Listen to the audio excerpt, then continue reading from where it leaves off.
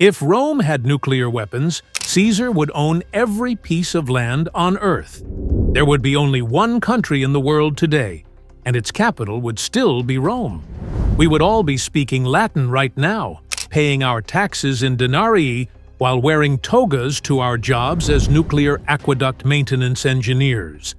The world's first nuclear power would have been run by guys who thought the height of technology was concrete and roads. Picture this: Caesar's legions march into Gaul, and instead of just finding some angry druids and decent wine, they stumble upon uranium deposits. Roman engineers, being the practical bunch they were, would have looked at these glowing rocks and thought, how can we use this to build better roads? Within 50 years, they would have figured out nuclear fission, not because they were brilliant scientists, but because they were absolutely obsessed with making things work better and last longer. The first Roman nuclear test would have happened around 25 CE in the middle of the Sahara Desert. They probably called it Jupiter's Thunder, and immediately started planning how to use it for construction projects.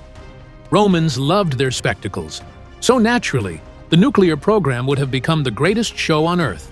Rich Romans would start betting on which village would be vaporized next during military demonstrations. Antony would organize the wagers, but Cleopatra would always win by secretly receiving launch schedules from him. When accused of cheating, she would quip, "It's not cheating, it's strategy." Rich Romans would place their life savings on whether Britannia would glow green or blue, while poor Romans would sell pieces of irradiated pottery as lucky tokens in the markets. Caesar would sit in the Senate with a big red button right there on his desk. Every time a senator would start to argue about grain distributions or road budgets, he would tap the button, and a small mushroom cloud would rise outside the city walls. He would look directly at Brutus and say, "Et tu, Brute?" The senators would freeze, completely unsure if he was joking or dead serious about turning them all into radioactive dust. Even the bravest ones would start whispering, "Maybe we should just nod and clap from now on." The barbarian invasions would have been the shortest military campaigns in history. Picture Attila the Hun riding up to Rome's borders, seeing the giant glowing craters where other tribes used to camp, and immediately turning his horse around. The Goths would have taken one look at Rome's nuclear-powered aqueducts and decided that maybe farming was a better career choice than pillaging after all. The Western Roman Empire would never fall, because nobody would be crazy enough to attack people who could turn your entire homeland into a parking lot with the push of a button. By 500 CE, Rome would be the world's only nuclear superpower, and they would act exactly like you would expect Romans to act with that kind of power. They would use nuclear energy for everything. Nuclear-powered Colosseum events, where gladiators fight in glowing armor. Nuclear-heated public baths that stay perfect temperature year-round.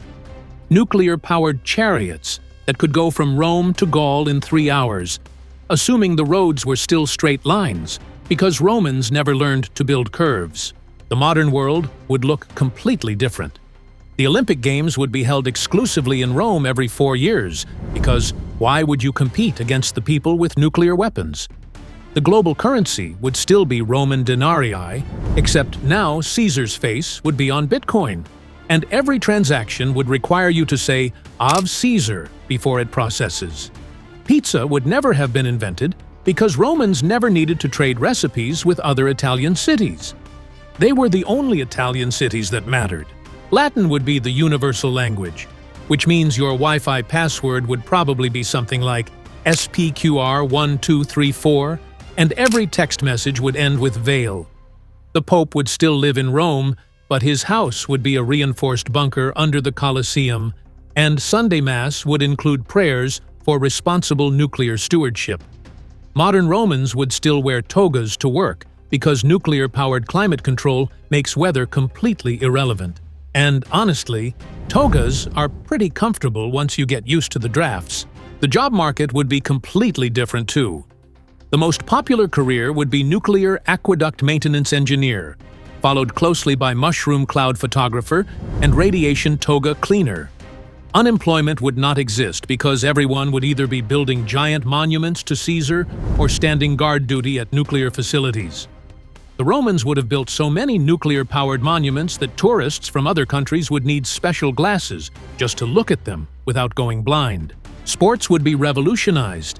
Gladiator fights would feature nuclear-powered armor that glows different colors depending on how badly you are losing.